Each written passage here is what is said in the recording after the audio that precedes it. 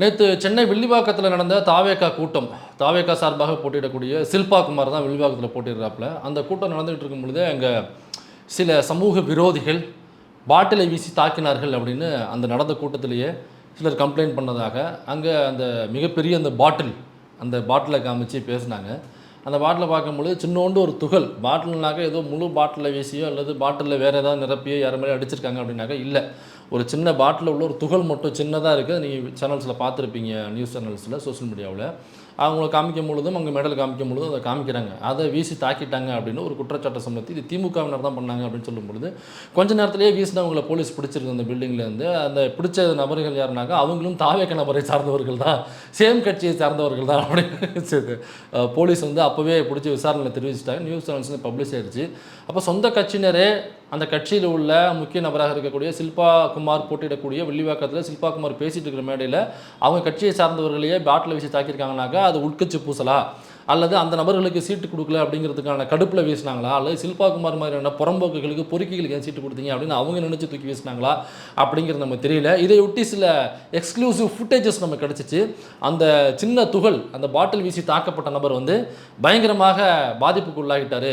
அதனால் அவரை மருத்துவமனையில் ஐசியூவில் அவசர சிகிச்சை பிரிவில் ரொம்ப எமர்ஜென்சி வார்டில் நம்ம அட்மிட் பண்ணியிருக்கோம் அப்படின்னு சொல்லிட்டு அவங்க அட்மிட் பண்ணியிருந்தாங்க. அப்போ அந்த மருத்துவமனைக்குள்ளே என்னென்ன நடந்துச்சு, என்னென்ன விஷயங்கள் நடந்துச்சு, உண்மையிலே தாக்கப்பட்டாங்களா, தாக்கப்பட்டவங்களுடைய நிலைமை என்னவாக இருக்குது அப்படின்னு எக்ஸ்க்ளூசிவ் ஃபுட்டேஜஸ் நம்ம ரிலீஸ் பண்ணியிருந்தோம். அந்த எக்ஸ்க்ளூசிவ் ஃபுட்டேஜஸ் என்ன, அப்புறம் அந்த மேடையில் பேசும்போது ஷில்பா குமார் நிறைய பொய்களை வாரி வழங்கியிருக்கிறார். ஒரு சென்டிமெண்டல் ஸ்டோரியை போட்டிருக்காரு. அவங்க அம்மா சம்மந்தப்பட்ட ஒரு கதையை ஒன்று சொல்லியிருக்காப்புல. அது அம்மா சென்டிமெண்ட் எல்லாருக்குமே இருக்க தான் செய்யணும்னு வச்சுங்களேன். அதனால் அந்த அம்மா சம்மந்தப்பட்ட விஷயத்தை நம்ம கிண்டல் கேலியோ நக்கல் நையாண்டியோ செய்யலை. ஒருவேளை உண்மையிலேயே துக்கம் இருந்துருக்கலாம். எனக்கா சின்ன வயசில் அவங்க அம்மா இறந்து போயிருக்காங்க, அதுக்குள்ளே நம்ம எதுவும் கிண்டல் கேலியோ நக்கல் நையாண்டியோ பண்ணல. அதை தாண்டி அதுக்குள்ளே அந்த ஷில்பா குமார் என்பவர் அதை எப்படி அரசியலாக பயன்படுத்திக்க முயற்சிக்கிறாரு, அதை பயன்படுத்தி அந்த வில்லிவாக்கம் தொகுதியில் உள்ள மக்களை எப்படி முட்டாளாக்குவது அல்லது அடிமுட்டாளாக்குவது என்பதை எப்படி முயற்சி செஞ்சுருக்கிறாரு அப்படிங்கிறத இந்த வீடியோவில் நம்ம எக்ஸ்போஸ் பண்ண போகிறோம்.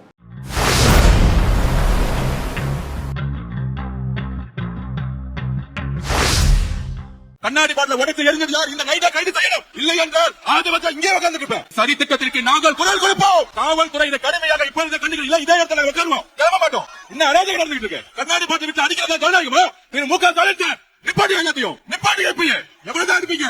வில்லிவாக்கத்தில் நடந்த மீட்டிங்கு, அந்த மீட்டிங்கில் பேசிகிட்டு இருக்கும்போது ஏற்கனவே சொன்னது மாதிரி யாரோ பக்கத்தில் உள்ள பில்டிங்லேருந்து பாட்டில் வீசி தாக்கிட்டாங்க அப்படின்னு சொல்லிட்டு அங்கேயே பயங்கரமாக பொங்கி எழுந்தாங்க.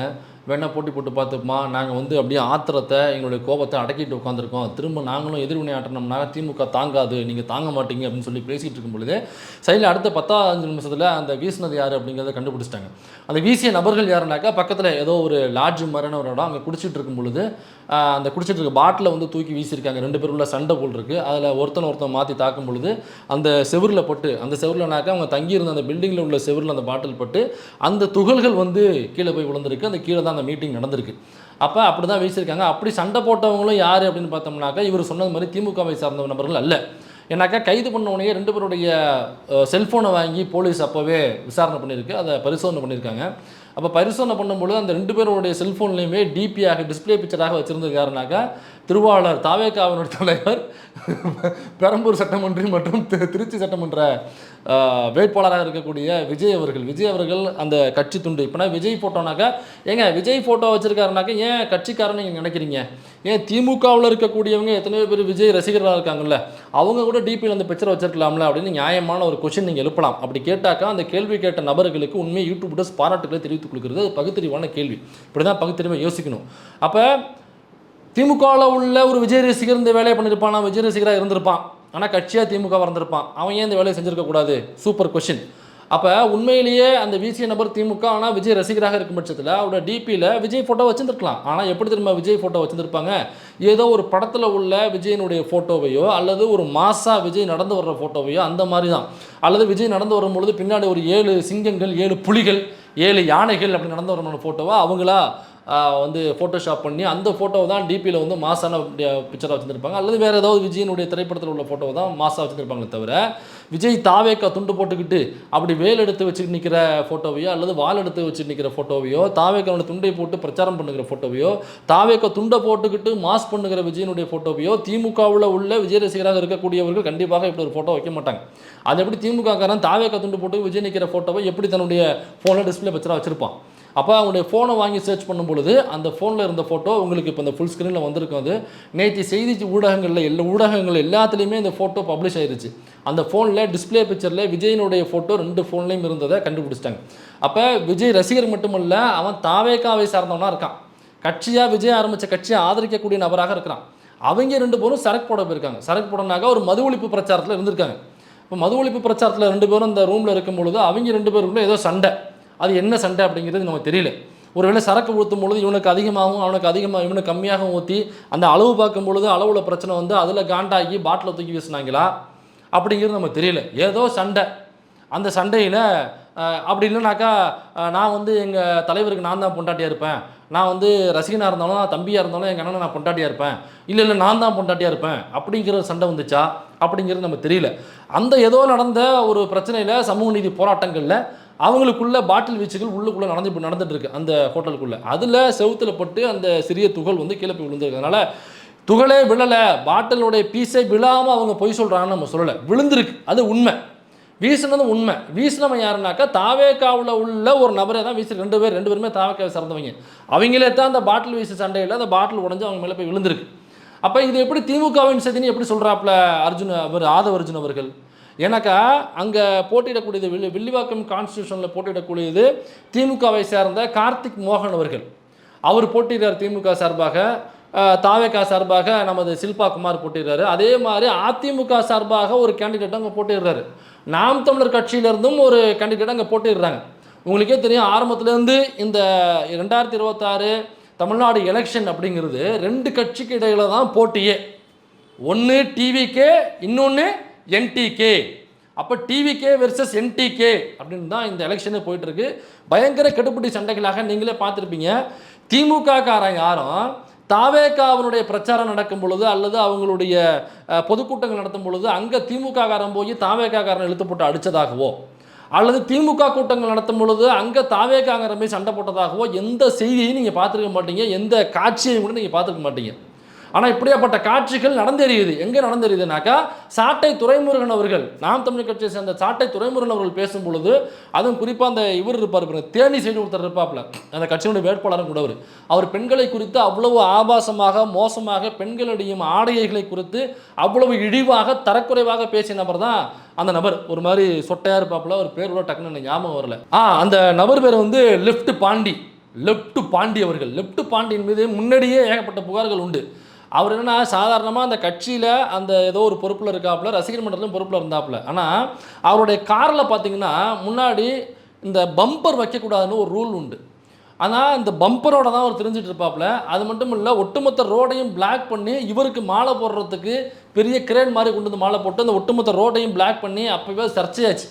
அப்படியாப்பட்டவர் தான் இந்த லெஃப்ட் பாண்டி அவர்கள். பெண்களை பற்றி பேசும் பொழுது, நீ என்ன எப்படி ட்ரெஸ் போடுற, நீ என்ன இது வந்து ஸ்லீவ்லெஸ்ஸா, உனக்கு தான் இது ஸ்லீவ்லெஸ்ஸு, ஆனால் எனக்கு இது ப்ரா, இது என்ன இது டவுசர் போட்டு தெரியுற, உனக்கு வேணா இது ஷார்ட்ஸாக இருக்கலாம், எனக்கு இது ஜெட்டி அப்படின்னு விஜய் அவர்கள் எப்படி இந்த பேரரசு படத்தில் டைலாக் பேசினாரோ, சிவகாசின்னு நினைக்கிறேன் அந்த படத்தில் டைலாக் பேசினாரோ, அதே டைலாகை லைவாக இன்ஸ்டாவில், ஃபேஸ்புக்கில், ட்விட்டரில், யூடியூப்பில் அவர் உட்காந்து வீடியோ போடும்பொழுது இந்த டைலாக் அப்படியே பேசியிருக்காப்புல.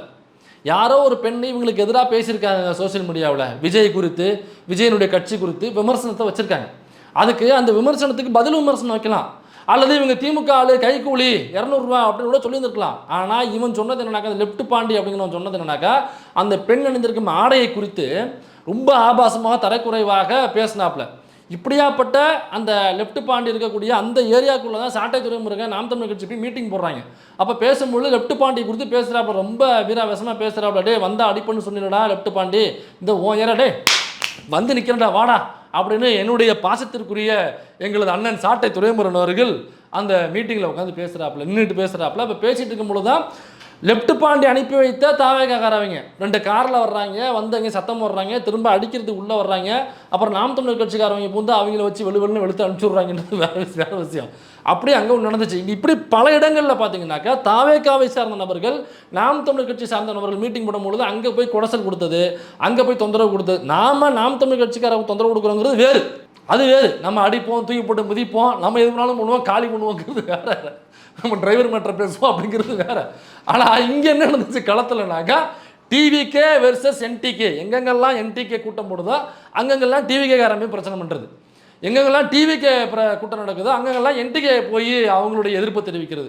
அப்போ இப்படியாக தான் போயிட்டு இருக்கு. அப்போ ஆதவர்ஜுனா மன்னிக்கணும், ஆதவர்ஜுனான்னு சொல்லிட்டோம்ல, ஃப்ளோவில் ஏதோ பேர் வந்துருச்சு. ஷில்பா குமார் வில்லிவாக்கத்தில் பேசும்பொழுது யாரை சந்தேகப்பட்டிருக்கணும்? இந்த எலெக்ஷனை பொறுத்த வரைக்கும் என்டிகே தான் முழுக்க டிவிகேவை டேமேஜ் பண்ணி பேசினது. அப்போ இந்த விஷயத்தை செய்தது நாம் தமிழர் கட்சிக்காரவங்க. எனக்கா அந்த வீசப்பட்ட நபர்கள் யாருன்னு விசாரணை பண்ணல. அவன் திமுக காரவன் அல்லது வேற கட்சிக்காரவன், மாற்று கட்சிக்காரவன் அப்படிங்கிறதுன ஆதாரம் எதுவும் கிடைக்கவும் இல்லை. எனக்கு அந்த சம்பவம் நடந்த உடனே அப்படியே மேடம் வந்து பேசுகிறாங்க, பாட்டில் வீசிட்டாங்க அப்படின்னு சொல்லிட்டு ஒரு அம்மா சொல்கிறாங்க, அல்லது அங்கேருந்து கம்ப்ளைண்ட் வருது. அந்த துகளை ஒன்றாந்து கையில் கொடுக்குறாங்க, பாருங்க திமுகவின் சதி, பாருங்க திமுக தான் இதை அடிச்சிருச்சு, பாருங்க திமுக தான், பாருங்க திமுக தான், இது காரணம் திமுக தான். அப்போ யார் என்னென்ன தெரியாமல் எதுக்கு நீ திமுகன்னு சொல்கிற? ஏன்னாக்கா வெள்ளிவாக்கத்தில் திமுக அவ்வளவு ஸ்ட்ராங்காக இருக்குது.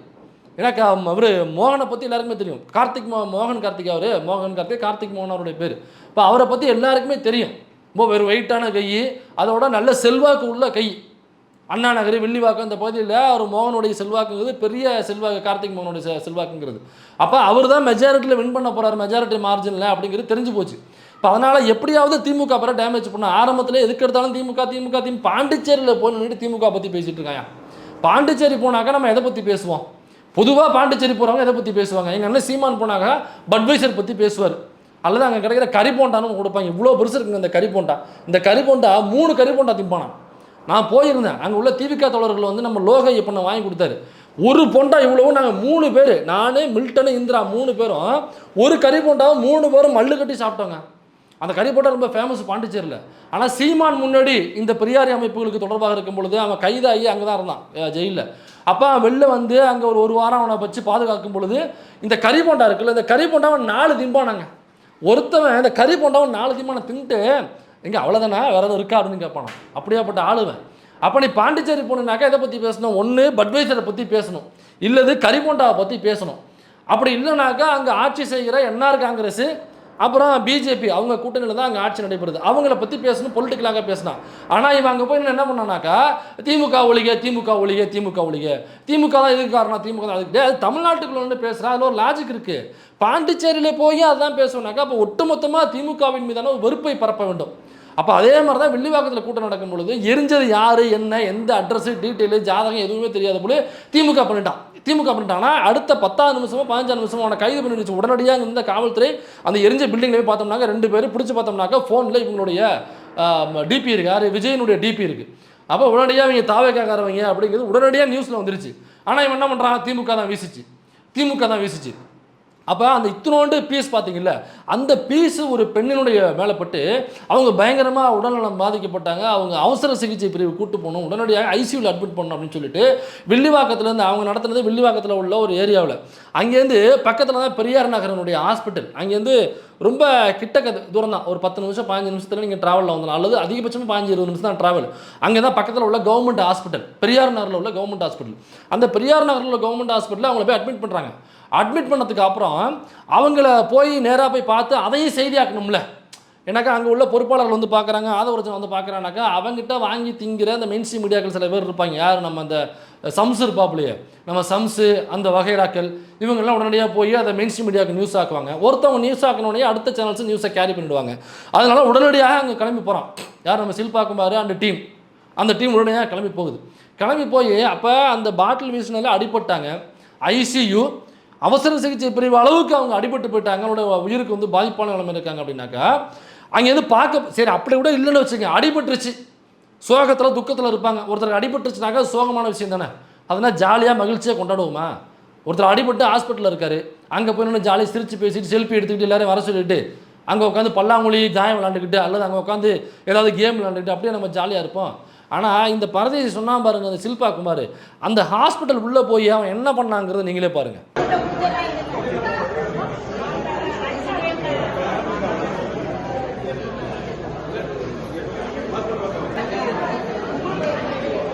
அப்போ இந்த இவ்வளவு சோகமான ஒரு நிகழ்வு நடந்திருக்கு அப்படின்னாக்கா, அங்கே எப்படி நீ போய் சிரித்து பேசி ஃபோட்டோ எடுத்துக்கிட்டு செல்ஃபி எடுத்து நிற்ப, அதை எப்படி நீ ப்ரமோஷனாக மாற்றுவேன்? அப்போ அங்கே ஒன்றுமே நடக்கலன்னு தான். இப்போ அந்த பாதிக்கப்பட்டிருக்காங்க, ஹாஸ்பிட்டலில் அட்மிட் பண்ணியிருக்கோம், பயங்கர அளவில் அவங்க பாதிப்பு இருக்குன்னு சொன்னாங்கல்ல, அந்த அம்மா எந்த அளவுக்கு பயங்கரமாக அடிபட்டு பாதிப்பில் இருக்காங்கிறத நம்ம பார்த்துருவோமா? எப்பா அந்த கிளிப்பை போடு.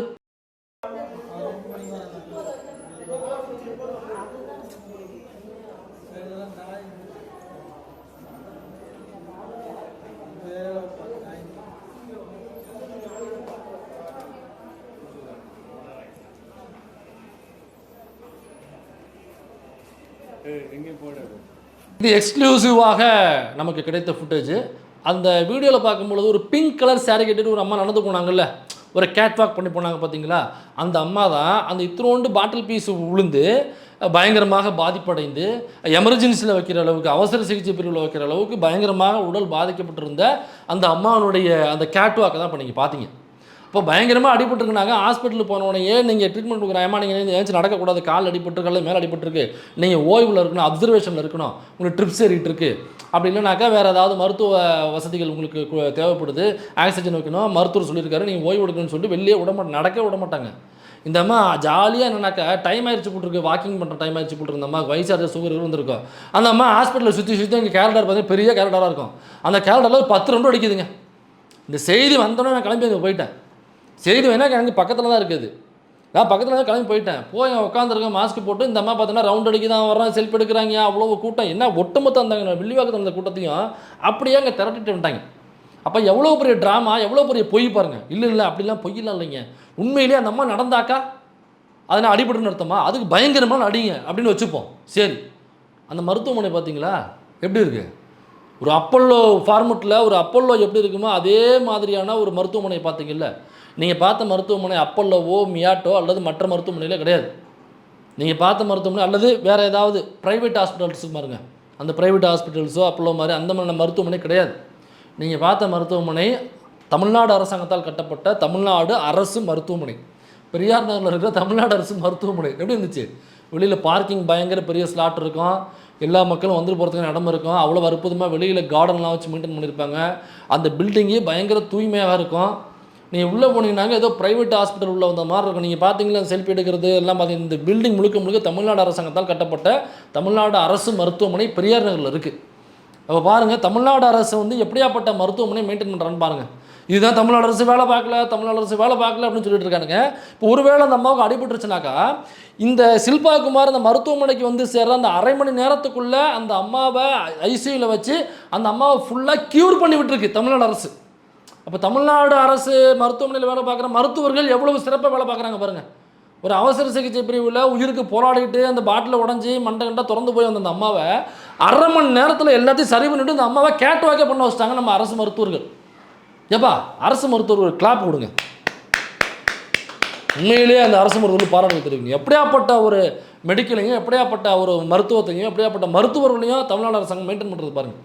இதில் தான் தம்பி எக்ஸ்போஸ் ஆகிவிட்டான். நம்ம யாரும் அங்கே போக மாட்டோம்னு நினச்சிருப்பாங்க. லைவாக போய் வீடியோ எடுத்துக்கிட்டோம். பெரியார் மருத்துவமனைன்னு அது எப்படி நீங்கள் பெரியார் பேரை வைக்க முடியும் அப்படின்னு நாம் தமிழ் கட்சிக்காரன் குறுக்க வருவாங்க. டே ஓரம் உனக்குலாம் மார்க்கெட்டு போய் பல வருஷம் ஆகுதுடா, மார்க்கெட்டு போய் பல வருஷம் ஆகுது, போ ஓரம் போ.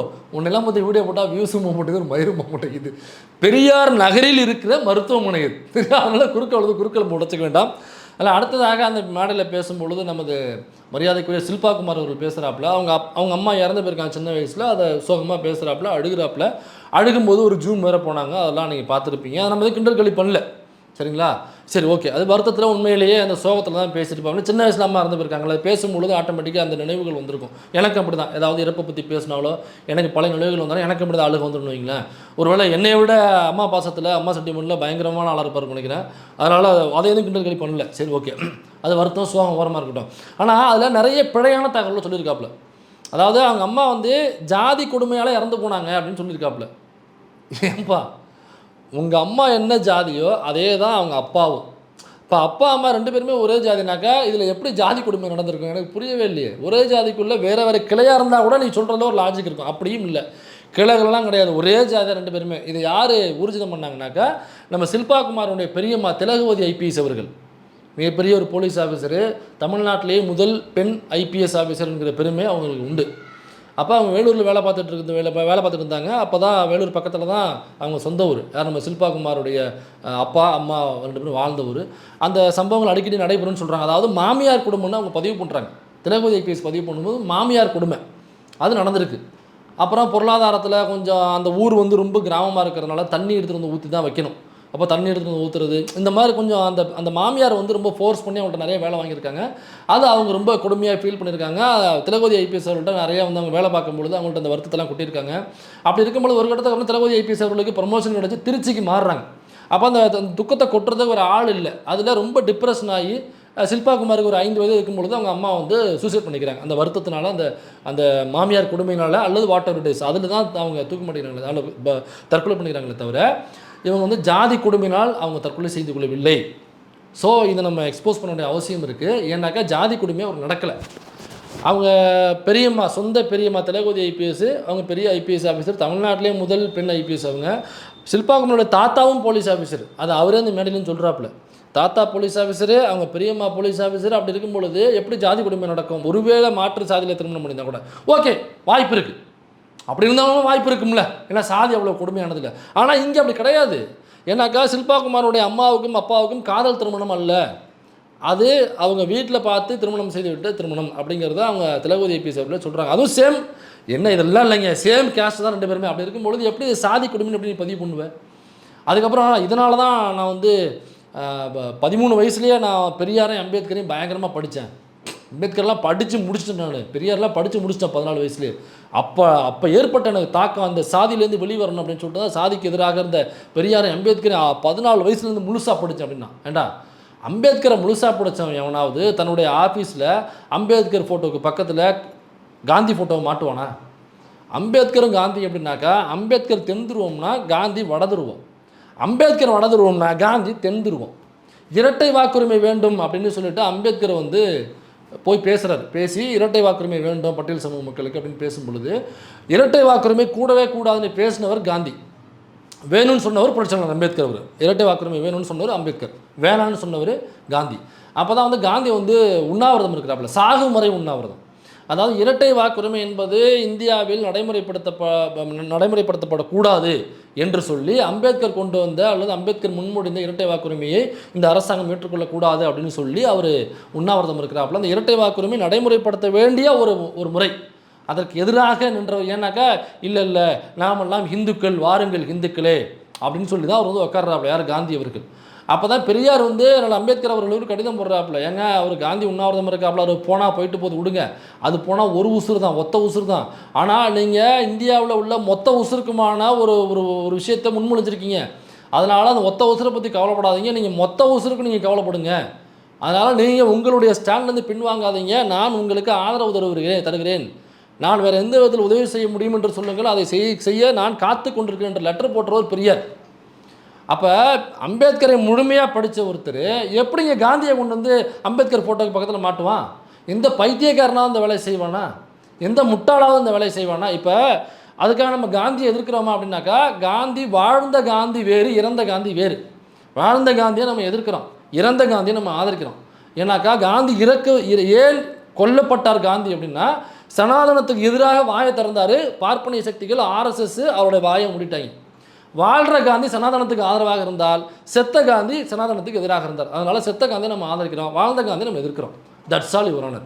அப்போ அம்பேத்கரை முழுமையாக படிச்சிருப்பானாயின் அம்பேத்கர் ஃபோட்டோக்கு பக்கத்தில் காந்தியை எவனும் எந்த தற்கொலையும் மாட்டவே மாட்டான், எந்த தற்கொலையும் மாட்ட மாட்டான். அது எப்படி மாட்டுவான்? ஹாஸ்பிட்டலில் அந்த இத்தனோண்டு பாட்டில் பீஸ் விழுந்து அவசர சிகிச்சை பிரிவில் அந்த அம்மாவை பார்க்குறதுக்கு ஓடோடி போன நம்ம சில்பா குமார் இருக்கார்ல, அவங்க கையில் 25,000 ரூபா தொகையை கொடுத்துருக்காப்புல. கொடுத்துட்டு டிஃபன் சாப்பிட்றதுக்கு வச்சுக்கோங்க அப்படின்னு சொல்லியிருக்காப்புல. ஏண்டா, எங்களெல்லாம் பார்த்தா 25,000 ரூபாய்க்கு டிஃபன் சாப்பிட்றவங்க மாதிரி தெரியுதாடா? 25,000 ரூபா கொடுத்தா எங்களுடைய ஒட்டுமொத்தமாக ஒரு மாதத்துக்கான எங்களுடைய செலவே அவ்வளோதான்டா, 25,000 ரூபா தான்டா.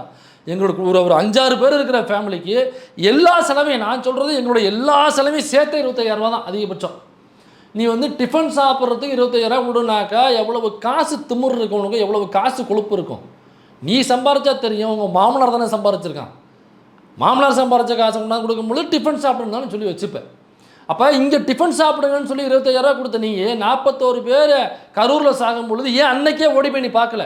இன்றைக்கி இங்கே அடிபடுறாங்க, சரி அப்படியே வச்சுப்போம், உடனடியாக ஓடி போய் பார்க்கல. ஏன் இதே மாதிரி கரூரில் இறந்து போனாங்களே, இவங்க இத்தனோண்டு பாட்டில் செல் விழுந்ததுக்கு இவ்வளோ சீன் போடுற, உசுரே போச்சடா, 41 உசுறு போச்சுல, அன்னைக்கே தெரிச்சு ஓடுன இங்கேருந்து. அன்னைக்கே நீ ஹாஸ்பிட்டல் போகலாம். அன்னைக்கு ஹாஸ்பிட்டல் போன அன்பில் மகேஷை கிண்டல் பண்ணாங்க அவங்க. அமைச்சர் அன்பில் மகேஷை அழுகிறாரு அப்படின்னு சொல்லிட்டு கிண்டல் பண்ணாங்க. அது எப்படி 1/2 மணி நேரத்தில் எப்படிங்க செந்தில் பாலாஜி போனார்? 1/2 மணி நேரத்தில் எப்படிங்க இவர் போனார்? விடியறதுக்குள்ளே எப்படிங்க டெபுட்டி சிஎம் வந்து எப்படிங்க விடியறதுக்குள்ளே போனார்? எப்படிங்க விடியறதுக்குள்ளே சிஎம் போனார்? அவ்வளோ வயசாகிச்சு அவருக்கு, அவர் எப்படிங்க அதுக்குள்ளே போனார்? இதெல்லாம் வரும் சும்மா செட்டிங்க. அன்பில் மகேஷ் போனார் அழுகுறாரு, இதெல்லாம் செட்டிங்க சொன்னீங்கல்ல. இப்போ எப்படி அடுத்த 10 நிமிஷம் ஆதவர்ஜன் போனால் அப்போ அது செட்டிங்னாக்கா அப்போ இதுவும் செட்டிங் தானே. அப்போ இன்றைக்கி காசு கொடுக்குறோனாக்கா அன்னைக்கு கரூரில் போய் நீ காசு கொடுத்துருக்கணும்ல. அன்னைக்கு காசு கொடுக்குறதுக்கு மட்டும் அரசாங்கம் அறிவித்ததுக்கு அப்புறம் நீ வந்து அறிவிப்ப. இப்போ மட்டும் இத்தனோட பாட்டில் சொல்லு. அந்த அம்மா கேட் வாக் பண்ணிட்டு போகுது. அந்த அம்மா விட்டோம்னாக்கா ஃபேஷன் ஷோலாம் போய் அட்டன் பண்ணுவாங்க போல் இருக்கு. அந்த அம்மாவுக்கு 25,000 ஓடி போய் கொடுத்தில்ல. அப்போ என்னன்னாக்கா அங்கே நடந்தது ஒரிஜினல்னாக்கா இவங்க நடத்தின கூட்டத்தில் நடந்த ஸ்டாம்பீடு அது. இது செட்டிங் போட்டது. அது இவங்களே 2 பேரை விட்டு பாட்டில் அறிய வைப்பாங்களாம். உடனடியாக ஐயோ திமுக சதி பாருங்கள், திமுக செய்து விட்டது, உடனடியாக 25,000 கொடுப்பாரான். ஹாஸ்பிட்டல்லே ஃபோட்டோ ஷூட் நடத்துகிறான். அங்கே உட்காந்துருந்து நம்ம தாங்கிறது தெரியாமல். அதான் அவன் ஃபோட்டோ ஷூட் எடுத்ததை நம்ம வீடியோ ஷூட் பண்ணிட்டு வந்துட்டோம். இதில் இந்த பாட்டில் விழுந்ததில் லெட்ரு போடுறாங்க. யார்? இந்த சிடிஆர் நிர்மல்குமார்னு திருப்பரங்குன்ற கேண்டிடேட் அவன் தான், இந்த பரதேச நாய். திருப்பரங்குன்றத்தில் அவ்வளோ பெரிய இஷ்யூ போச்சு. ஒட்டுமொத்த ஆர்எஸ்எஸ் பிஜேபி ஏன் நீதித்துறை முழுக்க அவன் வந்து நின்றுச்சு அங்கே விளக்கு ஏற்றி ஆகணும் அப்படின்னு சொல்லிட்டு. அப்போ அவ்வளோ பெரிய ஒரு மதக்கலவரம் ஏற்படுத்துவதற்கான அனைத்து சக்திகளும் கோவில் திருப்பரங்குன்ற கோவிலுக்கு முன்னாடி ஒட்டுமொத்த சக்தியும் வந்து நிற்கிது, அதிகார வர்க்கமும் வந்து நிற்கிது. ஆப்போசிட்டில் தமிழ்நாடு கவர்மெண்ட் திமுக கூட்டணிகள் மட்டும் அங்கே நிற்கிது. அங்கே ஒரு போலீஸ் சொன்னார், we will face the consequences, we are not allowing ஒரே ஒரு வார்த்தை சொன்னார். எவனையும் உள்ள உடலையே, எவனையும் ஏற்ற உடலையே, நீதிமன்றமே சொல்லி ஏற்ற உடலையே இந்த தமிழ்நாடு அரசாங்கம் விட்டாக்க மிகப்பெரிய மதக்கலவரம் உண்டு பண்ணியிருக்கும்.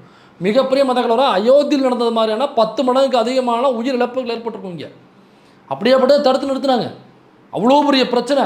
எல்லாம் நாமெல்லாம் இங்கே திராவிடர் விடுதலை கழகம் போட்ட கூட்டமாக இருக்கட்டும், இன்னும் பல கூட்டங்கள் நம்ம பங்கெடுத்து பேசினதெல்லாம் நம்ம மீது வழக்கு இருக்குது.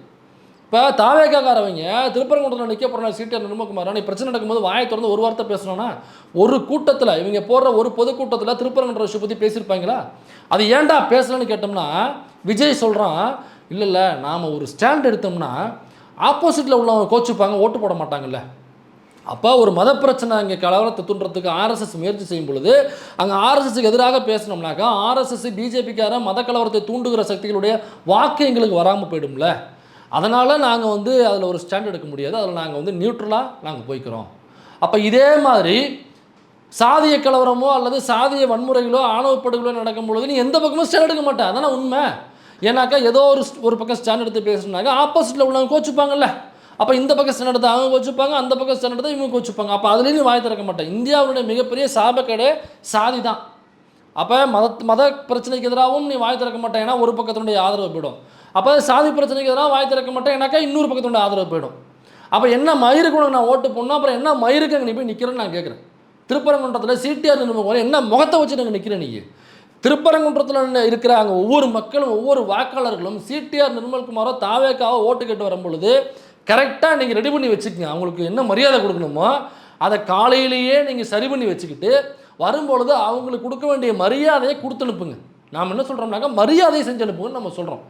என்ன திமிர் இருந்தால் தென்னாவட்டு இருந்தால் அவ்வளோ பெரிய மதக்கலவரம் ஏற்படும் போது ஏன்டா பேசலன்னு கேட்டாக்கா ஒரு பக்கத்தினுடைய ஆதரவு போயிடும், அதனால் நாங்கள் கொடுக்க மாட்டோம். இதை பேசின அர்ஜுன் சம்பத்னு நீங்கள் சொல்லுவீங்க. அவங்க தான் சொன்னாங்க, ஏங்க எங்கள் கட்சியில் எல்லாருமே விஜய் தான், 234 கேண்டிடேட்டும் விஜய் தான், எங்கள் கட்சியில் இருக்கிற எல்லாருமே விஜய் தான். இதோ நான் இந்த இவர் சொன்னாப்லையே நம்ம ஃபெலிக்ஸ் யாரோ ஒருத்தவங்க சொல்ல கட்சியில் உள்ள பொறுப்பாளர் ஜெலிக்ஸ் ஃபெரால்ட், அவர் தான் தேசிய ஊடகத்துக்கான பொறுப்பாளர். அவர் அப்போ அவர் பேசுகிறது தான் கட்சியினுடைய வாய்ஸ். அவர் தான் சொன்னாப்புல நானும் விஜய் தான், என் கட்சியில் லயலாமணியும் விஜய் தான், சில்பா குமார் விஜய் தான், புஷி ஆனந்தும் விஜய் தான், என் கட்சியில் எல்லாருமே விஜய் தான் சொன்னாப்புல. அப்போ நாஞ்சில் சம்பத்தும் விஜய் தானே? அப்போ இந்த ஸ்டேட்மெண்ட் சொன்னது நாஞ்சில் சம்பத்தில் விஜய் தானே இப்போ சொல்லியிருக்காப்புல. அப்படி இல்லைனாங்க விஜய் வந்து மறுக்கணும்ல. ஏங்க நாஞ்சில் சம்பத்து சொன்னது போயிங்க, அவர் ஒரு வளருவாயி ஓட்டவாயி, அவர் ஏதாவது பேசிட்டு போவாப்புல. அதனால் அவர் பேசுகிறீங்க கேட்காதீங்க. யாராவது சொன்னீங்களா? யாரும் இதுக்கு மறுக்கவே இல்லையே. அப்போ என்ன முகத்தை வச்சுக்கிட்டு திருப்பரங்குன்றத்தில் ஸ்டாண்ட் எடுக்க முடியாமல் என்ன முகத்தை வச்சுட்டு கேண்டிடேட் போட்டிங்க? என்ன முகத்தை வச்சு சீட் அனுப்பும்போது அங்கே போய் ஓட்டு கேட்க போகிறாங்க. ஏன்னாக்கா அவன் ஒரு ஆர்எஸ்எஸ்காரன், பக்கா ஆர்எஸ்எஸ்காரன் சீட். நிர்மல்குமார் பிஜேபி கிடையாது, அவன் ஆர்எஸ்எஸ்காரன். ஆர்எஸ்எஸ்லேருந்து பிஜேபியில் இருந்தான், அதுக்கப்புறம் அதிமுகவுக்கு போனான், அதுக்கப்புறம் தாவேக்கா. அவனை ரூட்டை பாருங்கள். ஆர்எஸ்எஸ், பிஜேபி, அதிமுக, தாவேக்கா எல்லாம் பிஜேபி சாயல் உள்ள கட்சிகளாக போயிட்டுருப்பாங்க. ஒருவேளை ஷில்பா குமார் சொன்னாப்புல, இல்லை நான் சின்ன வயசில் ஜாதி கொடுமை அனுபவிச்சிருந்தேன், அம்மா கேஸ்ட்டு தான் அப்பாவும் ஒரே கேஸ்ட்டு தான் அப்படின்னாக்கா ஜாதி கொடுமை நடக்க வாய்ப்பு கிடையாது அவங்க 2 பேருக்குள்ளே. அப்படின்னாக்கா அதையும் தாண்டி ஜாதி கொடுமை நடந்திருக்குனாக்கா யார் நடந்ததுனாக்கா அவங்க பிசி வகுப்பை சார்ந்தவங்க. இந்த இவர் இருக்கிற ஜாதி தமிழ்நாட்டுக்குள்ளே பிசி, ஒரு சில இடங்களில் எஃப்சியில் வரும்னு நினைக்கிறேன். ஆந்திரா தெலுங்கானா போனீங்கன்னாக்கா இவர் இருக்கிற ஜாதி வந்து அங்கே பல இடங்களில் எஃப்சியாக இருக்கும். அப்படியாப்பட்ட கல்வியில் சமூகத்தில் மிக முன்னேறிய ஒரு சாதியை சார்ந்தவனா அவருடைய சாதி. அப்போ அப்படியாப்பட்ட சாதிக்கு சாதி கொடுமை நடந்திருக்குனாக்கா அவர் பொய் சொல்ல மாட்டாப்புல.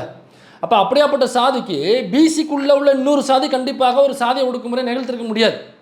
அப்போ யார் நிகழ்த்திருக்க முடியும் அப்படின்னாக்கா பார்ப்பன சாதியை சார்ந்தவர்கள் சாதி கொடுமை நடத்திருக்க முடியும். ஒருவேளை நடந்திருந்தால் அப்படி தான் நடந்திருக்கணும்.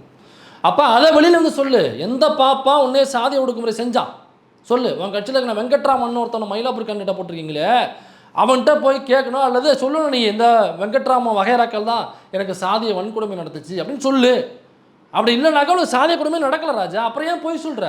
அப்போ அம்மா இறந்துட்டாங்க, தற்கொலை பண்ணிக்கிட்டாங்க அப்படிங்கிறத அந்த சோகத்தை இவன் என்ன பண்ணுறான், இவன் ஓட்டாக கன்வெர்ட் பண்ண முயற்சி பண்ணுறான். எவ்வளோ அயோக்கியத்தனமான செயல் இது.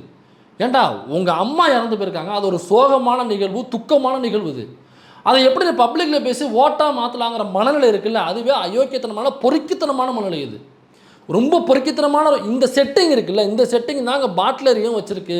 இந்த செட்டிங் தான் கரூரில் அந்த கூட்டத்தை கொண்டாந்து நிரப்புறதுக்கான செட்டிங்காகவும் அது அமைஞ்சிருக்கு. அப்போ எல்லா இடத்துலையும் இவனுங்க ஒன்று இவன் செட்டிங்கு, ஆதவர்ஜனா செட்டிங்கு, அவங்க தலைவர் கட்டிங்கு, ஒன்று செட்டிங்கு இல்லை கட்டிங்கு, இவங்க அவ்வளோதான். அதனால் இப்படியாப்பட்ட ஒரு அம்மாவுடைய இறப்பையே ஓட்டாக மாற்றுறதுக்கு முயற்சி செய்கிற ஒரு அயோக்கியனா ஒரு பொறுக்கியை தயவு செய்து வில்லிவாக்கத்தில் உள்ள மக்கள் தயவு செஞ்சு புரிஞ்சுக்குங்க. நீங்கள் ஓட்டு போட்டு ஒருவேளை இவனை அசத்துங்கன்னு ஒரு கற்பனையில் சொல்கிறேன். இவனெலாம் வரவே முடியாது, இவன் டெபாசிட்டே வாங்க மாட்டாங்கிறது வேறு விஷயம். இப்போ ஒருவேளை நீங்கள் யோசிச்சுனா வந்ததுக்கப்புறம் இவன் என்ன பண்ணுவான்னு யோசிச்சு பாருங்கள். யாராவது இறந்து போயிட்டாங்கனாக்கா அதை எப்படி அரசியலாக மாற்றலாம், யாராவது ஏதாவது பண்ணிட்டாங்க அது எப்படி அரசியலாக மாற்றலாம் அப்படிங்கிறது தான் என்னோட நோக்கமாக இருக்குமே தவிர, பாதிக்கப்பட்ட மக்களுக்கு ஏதாவது செய்யணும், நிவாரணம் வாங்கி தரணும், நீதியை வாங்கி தரணும், போராட்டம் பண்ணணும், ஆர்ப்பாட்டம் பண்ணணும் இப்படிங்கிற மனநிலை துளியும் இல்லாத ஒருவன்வன். அதனால் தயவு செஞ்சு வில்லிவாக்க மக்களை யோசிச்சு பாருங்கள். தயவு செய்து போன்ற பொறுக்கிகளை நீங்கள் புறக்கணிங்கள். நீங்கள் இந்த அம்மாவுடைய சென்டிமெண்ட்டை வச்சு அதை எப்படியாவது ஓட்டாக மாற்றணும்னு நினைக்கிறான்ல, அவங்ககிட்ட எப்படி யோக்கியத்தன்மை இருக்கும், அவங்க வந்து எப்படி நியாயமான ஆளாக இருப்பான், அவங்ககிட்ட நியாயம் இருக்குது, யோக்கியத்தன்மை இருக்குனாக்கா மக்கள்கிட்ட நான் வந்தால் இதை செய்வேன், இந்த அரசு இதை செய்யலை நான் அதை செய்வேன், எனக்கு இது ஓட்டு போடுங்க, நாங்கள் முன்னாடியே இவ்வளோ பண்ணியிருக்கோம், எங்கள் தலைவர் பாருங்கள் கோடி கோடியாக சம்பாதிக்கிறவர் எத்தனை பிள்ளைகளை படிக்க வச்சிருக்காரு பாருங்கள் அப்படின்னு படிக்க வச்ச டேட்டாக்கள் ஏதாவது இருந்துச்சுனாக்கா பாருங்கள், அகரம் ஃபவுண்டேஷன் மாதிரி எங்கள் தலைவர் வந்து இவ்வளோ பெரிய ஒரு ஃபவுண்டேஷன் ஏற்படுத்தி பண்ணியிருக்கு, இதெல்லாம் நீங்கள் சொல்லியிருந்துருக்கணும். சூர்யாவை எடுத்துக்குங்க, எனக்கா உச்சபட்ச நடிகர், கேரியர் உச்சத்தில் இருக்காப்புல விஜய், அவங்க தான் சொல்கிறாங்க. அப்போ நீங்கள் சூர்யாவை பார்த்தீங்கன்னாக்கா அப்போ அதெல்லாம் விட ஒரு ஸ்டெப் 2 ஸ்டெப்பு கீழே தான் சூர்யா அப்படின்னு சொல்கிறாங்க. அப்போ அவனை விட ஒரு ஸ்டெப் 2 ஸ்டெப் கீழேன்னு அவன் சொல்கிற சூர்யாவை அகரம்ங்கிற ஃபவுண்டேஷன் ஆரம்பித்து அவருடைய சொந்த காசை போட்டு ஆயிரக்கணக்கான லட்சக்கணக்கான குழந்தைகள், அதுவும் ரொம்ப ஏழ்மையாக சாதியில் பின்தங்கிய பொருளாதாரத்தில் பின்தங்கிய, ஏன் நீங்கள் சூழலாகவே மலை அடிவாரத்தில் இருக்கக்கூடிய அப்படியே சூழலாகவே பின்தங்கிய நிலையில் இருக்கக்கூடிய அங்கே போய் ஸ்டூடெண்ட்ஸை தேடி பிடிச்சிட்டு வந்து படிக்க வச்சு இன்றைக்கி அந்த குழந்தைகள்லாம் வீடே கிடையாது, வீடு இருந்துச்சுனாக்கா அந்த வீட்டுக்கு கதவு கிடையாது, 4 செவர் இருந்துச்சுனாக்கா மேலே கூரை கிடையாது, ஒரு மழை பெஞ்சாக்கா வீடு முழுக்க தண்ணி நிற்கும், ஒண்டி படுக்கணும் அவ்வளோதான், கால் நீட்டு படுக்க முடியாது இடம். அப்படியாப்பட்ட இடத்துல உள்ள பிள்ளைகள்லாம் என்னென்ன மாற்றிருக்காங்க, சூர்யா அகரம் ஃபவுண்டேஷன் டாக்டராக மாற்றிருக்காங்க, இன்ஜினியராக மாற்றிருக்காங்க, அரசு அலுவலர்களில் பெரிய பெரிய அதிகாரிகளாக மாற்றிருக்காங்க, ஐடி கம்பெனியில் மிகப்பெரிய ஆஃபீஸராக உட்காந்துருக்காங்க. இப்படி எல்லாரையுமே மிகப்பெரிய அளவில் படிப்புலையும் அவங்களுடைய வேலைவாய்ப்புகளையும் மிகப்பெரிய பங்களிப்பு செஞ்சு இன்றைக்கி ரொம்ப ஸ்டைலாக கெத்தாக வந்து நிற்கிறாங்க. அகரம் ஃபவுண்டேஷன் நிகழ்ச்சியில் ஸ்டைலாக கெத்தாக வந்து நிற்கிறாங்க எல்லா பிள்ளைகளும். பூரா காசு சூர்யா போட்டு தன்னுடைய சொந்த சம்பாத்தியத்தில் போட்டு இதை பண்ணியிருக்காரு. அப்போ கேரியர் உச்சத்தில் இருக்கிற ஓன் தலைமை எத்தனை பிள்ளைகளை படிக்க வச்சுருக்கணும், அதெல்லாம் செஞ்சுட்டு பாருங்கள் நாங்கள் எவ்வளவு பேரை எப்படி படிக்க வச்சுருக்கோம் பாருங்கள், எங்களுக்கு ஓட்டு போடுங்கன்னு வந்து கேள்றா வெண்ண, அப்படி ஏதாவது இருந்தால் வந்து கேளு. இவன் என்ன பண்ணுறான், எங்கள் அம்மா இறந்து போயிட்டாங்க எனக்கு ஓட்டு போடுங்க, எங்கள் அம்மா செத்து போயிட்டாங்க எனக்கு ஓட்டு போடுங்க, எங்களை வந்து பாட்டில் வீச்சு அடிக்கிறாங்க எனக்கு ஓட்டு போடுங்க, எங்களுக்கு வந்து கூட்டம் நடத்த அனுமதி தர மாட்டாங்க ஓட்டு. உனக்கு அதுக்கு எதிராக ஓட்டு போடுவாங்க. மக்களுக்கு ஓட்டு போடணும்னாக்கா மக்களுக்கு நீ என்ன செய்ய போகிறாங்கிறத சொல்லணும், அதுக்கு தான் ஓட்டு போடுவாங்களே தவிர உனக்கு நடந்த துக்கத்துக்குலாம் நான் ஓட்டு போட முடியாது. அப்படி பார்த்தோம்னா அதாவது 5 வயசு வரைக்கும் அதுவும் எனக்கு அம்மா இருந்தாங்க. வருத்தம் துக்கம் தான், எனக்கு அதில் மாற்றுக்கிறது இல்லை. நான் அதில் வந்து நான் அவரோட அந்த துக்கத்தில் நான் துணை நிற்கிறேன். ஆனால் 5 வயசு இறந்து போயிட்டாங்க, அதுக்காக ஓட்டு போடுங்கன்னா அப்போ பிரசவத்திலேயே அம்மா இறந்து போயிருப்பாங்கல்ல, அப்போ அந்த குழந்தைய கொண்டா நிப்பாட்டி வச்சோம்னாக்கா அவங்களுக்கு ஓட்டு போட்டுடலாமா? அம்மா அப்பா யாருன்னே தெரியாத குழந்தைகள் இருப்பாங்களே, பிறக்கும் போதே அல்லது ஆக்சிடென்ட் இறந்து போயிருப்பாங்க, அம்மா அப்பா யாருன்னே தெரியாத குழந்தைகள் இருப்பாங்க. எவ்வளோ பேர் ஆதரவற்ற இடத்துல படிக்கிறாங்களோ அவங்கள கொண்டு வந்து ஏப்பா இவங்க அம்மா அப்பா யாருன்னே தெரியாதுங்க, இவங்களுக்கு ஓட்டு போடுங்கன்னா போட்டுடலாமா? ஓட்டு போடுறதுக்கு என்ன அளவுகோல்? நீ என்ன பண்ணியிருக்க, என்ன சித்தாந்தம் தெரியும் உனக்கு? நீ வந்தால் என்ன செய்வ, என்ன செய்ய மாட்டேன், எதை செய்வ எதை செய்ய மாட்டேன், யாருக்கு பக்கம் நிற்ப, இதை சொல்லி ஓட்டு கேட்கணும். எனக்கா இந்த லைனை பாருங்கள், மோடி என்ன பண்ணார்? மோடி இப்படி தான், எங்கள் அம்மா இப்படி, எங்கள் அம்மா இப்படி, எனக்கு ஓட்டு போடுங்க, எங்கள் அம்மாவை பேசி விட்டார்கள், எனக்கு ஓட்டு போடுங்க. அப்படியே வந்தீங்கன்னா எடப்பாடி பழனிசாமி, எங்கள் அம்மாவை பற்றி இவர் பேசிட்டாரு, ஆராசா பேசிட்டாரு, எனக்கு ஓட்டு போடுங்க.